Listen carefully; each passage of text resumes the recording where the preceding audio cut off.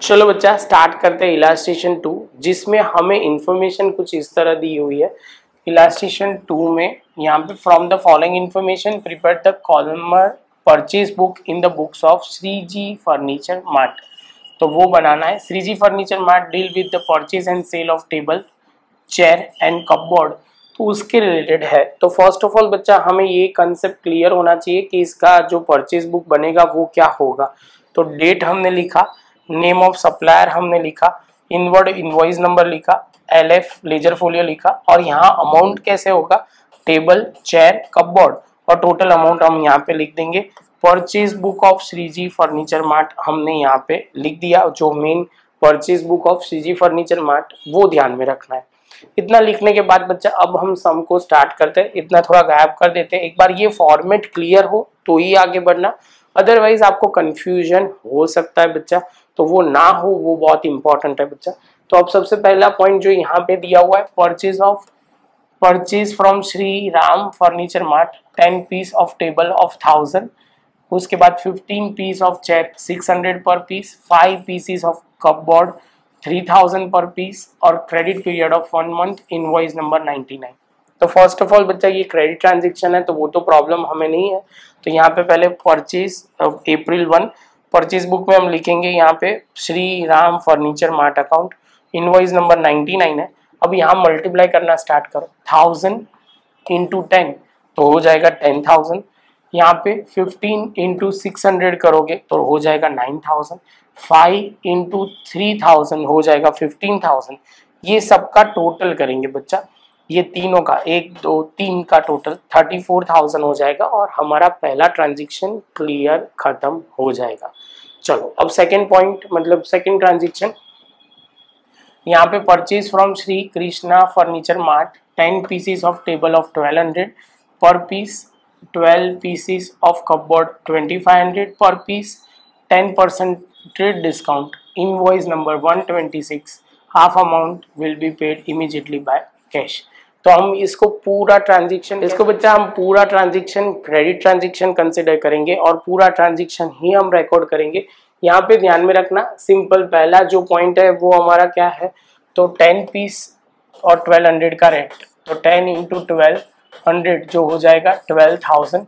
इसका 10% करोगे तो 1200 होगा, माइनस करके लिखोगे तो 10,800 आएगा। तो यहाँ पे हमने लिखा 10,800।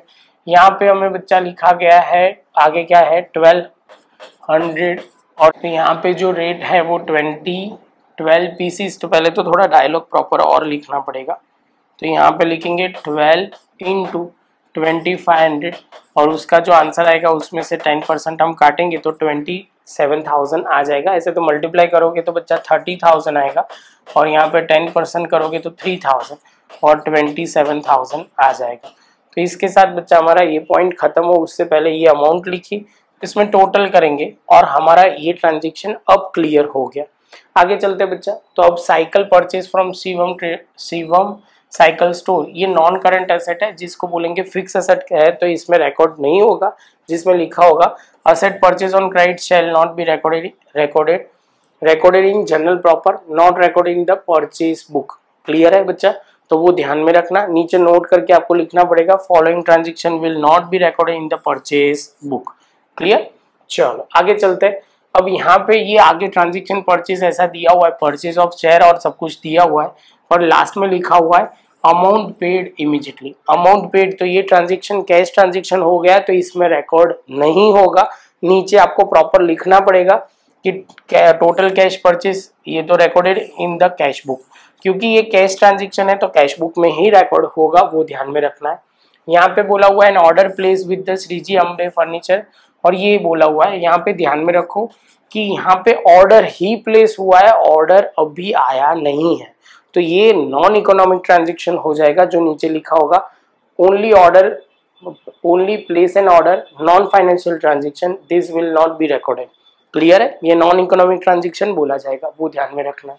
आगे चलते, परचेज फ्रॉम महेश भाई 5 पीसीस टेबल एट 1200, और ये दिया हुआ है, कैसे दिया हुआ है नहीं, तो ये हमारे में आएगा वैसे वाला है। तो चलो देखो, तो यहाँ पे लिखा हुआ है परचेज फ्रॉम महेश भाई 5 pieces of table 1200, 20 chair of 600, 8 cupboard 12,500 10% cash discount मतलब ट्रेड डिस्काउंट। यहाँ पे बच्चा वो ध्यान से समझना, 5 पीसीस इंटू 1200 तो 6000 होगा। 6000 का 10% करोगे तो हो जाएगा 600, उसमें से माइनस करोगे 5400 हमारा आ जाएगा। यहाँ पे लिखा 20 एट 600 तो 20 इंटू 6 करोगे तो 12,000 आएगा। 12,000 में से 10% काटोगे तो हो जाएगा 1200, तो हो जाएगा 10,800 हमारा आ जाएगा। तो ये भी परफेक्ट हो जाएगा। उसके बाद 8 कपबोर्ड इंटू 8 इंटू 2500 तो कितना हो जाएगा, तो 20,000 होगा। उसमें से 10% काटोगे तो 18,000 आ जाएगा। टोटल हम यहाँ पे लिख देंगे और टोटल तीनों का टोटल करके 34,200 यहाँ पे महेश भाई और यहाँ पे डेट। अब ट्रांजेक्शन खत्म हो गया तो टोटल हम यहाँ पे लिखेंगे ये सब का टोटल, ये तीन का टोटल आ जाएगा 1,06,000। तो हम यहाँ पे लिखेंगे परचेज है तो परचेज ऑलवेज डेबिट होता है, तो परचेज डेबिट साइड पे हम लिख देंगे 1,06,000, वो आपको ध्यान में रखना है।